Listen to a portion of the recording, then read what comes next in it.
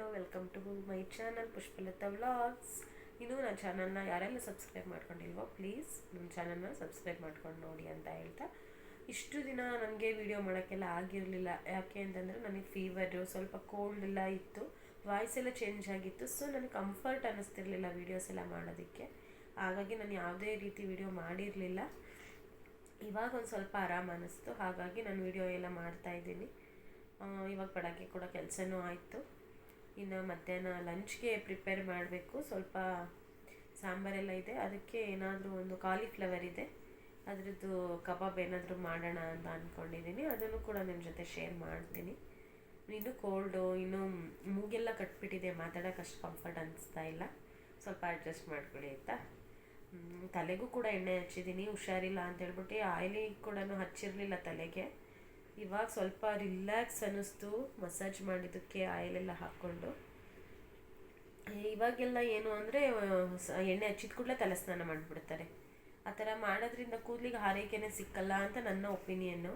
ನಾವು ಹಿಂದೆ ಎಲ್ಲ ನಾವು ಸ್ಕೂಲ್ಗೆಲ್ಲ ಹೋಗೋ ಟೈಮಲ್ಲೆಲ್ಲ ಆಯಿಲ್ ಹಾಕು, 2 ಜಡೆ ಹಾಕ್ಕೊಂಡು ವಾರಕ್ಕೊಂದು 2-3 ದಿನ ತಲೆ ಸ್ನಾನ ಮಾಡ್ತಿದ್ದಿದ್ದೆ ಹೆಚ್ಚು ಅವಾಗೆಲ್ಲ. ಈಗ ಧೂಳೆಲ್ಲ ಆಗುತ್ತೆ, ಕೂದಲು ಬೆಳೆಯೋದಿಲ್ಲ ಅಂತ ಆವಾಗಲೇ ಆಯಿಲ್ ಹಚ್ಚಿ ಆವಾಗಲೇ ಸ್ನಾನ ಮಾಡಿಬಿಡ್ತಾರೆ. ನಮಗೆ ಅಭ್ಯಾಸನೇ ಇಲ್ಲ, ಹಿಂದೆಯಿಂದನೂ ಇಲ್ಲ. ಇವತ್ತು ಎಣ್ಣೆ ಹಚ್ಚಿದ್ರೆ ನಾಳೆನೇ ತಲೆ ಸ್ನಾನ ಮಾಡೋದು. ಈಗೆಲ್ಲ ವೀಡಿಯೋಸ್ ಮಾಡೋಕ್ಕೆ ಕಂಫರ್ಟ್ ಅನಿಸಲ್ಲ ಅಂತೇಳ್ಬಿಟ್ಟು ತಲೆ ಸ್ನಾನ ಮಾಡಿ ಕೂದಲೇ ಎಲ್ಲ ಉದುರೋಗ್ಬಿಟ್ಟಿದೆ.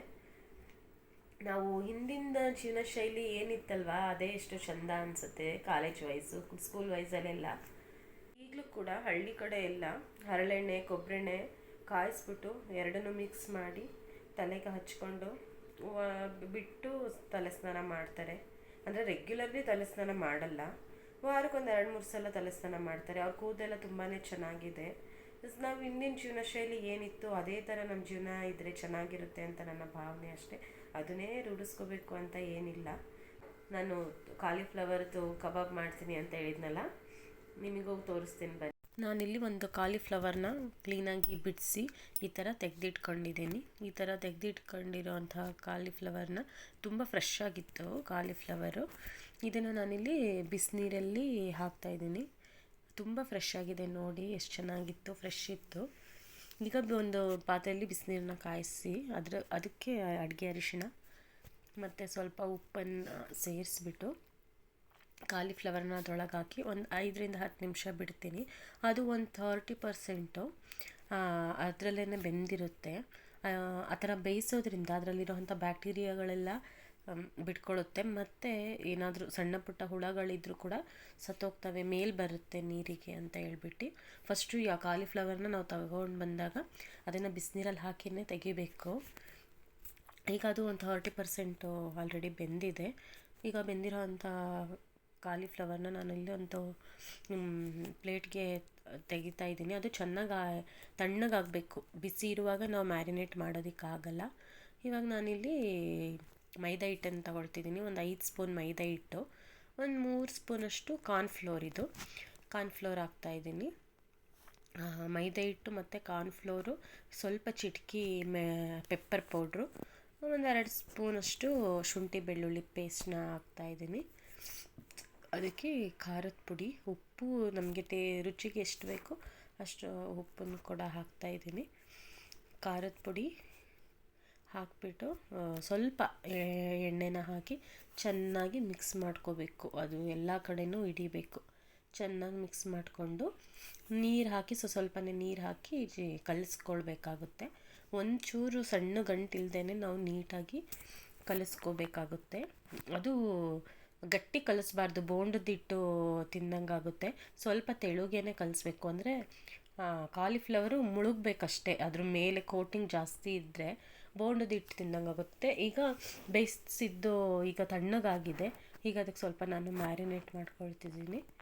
ಅದಕ್ಕೀಗ ಸ್ವಲ್ಪ ಉಪ್ಪು, ಶುಂಠಿ ಬೆಳ್ಳುಳ್ಳಿ ಪೇಸ್ಟು, ಖಾರದ ಪುಡಿ ಹಾಕಿ ಚೆನ್ನಾಗಿ ಮ್ಯಾರಿನೇಟ್ ಮಾಡ್ಕೋಬೇಕು. ಎಲ್ಲ ಕಡೆನೂ ಅದು ಚೆನ್ನಾಗಿ ಅಂಟಬೇಕು. ಮ್ಯಾರಿನೇಟ್ ಮಾಡ್ಕೊಂಡಾಗಿದೆ. ಇವಾಗ ನಾನು ಎಣ್ಣೆನ ಕಾಯಕ್ಕಿಟ್ಟಿದ್ದೀನಿ. ಎಣ್ಣೆ ಕಾದ ನಂತರ ಅದೆಲ್ಲ ಮ್ಯಾರಿನೇಟ್ ಆಗಿರೋದನ್ನು ಚೆನ್ನಾಗಿ ಮಿಕ್ಸ್ ಮಾಡ್ಕೋಬೇಕು.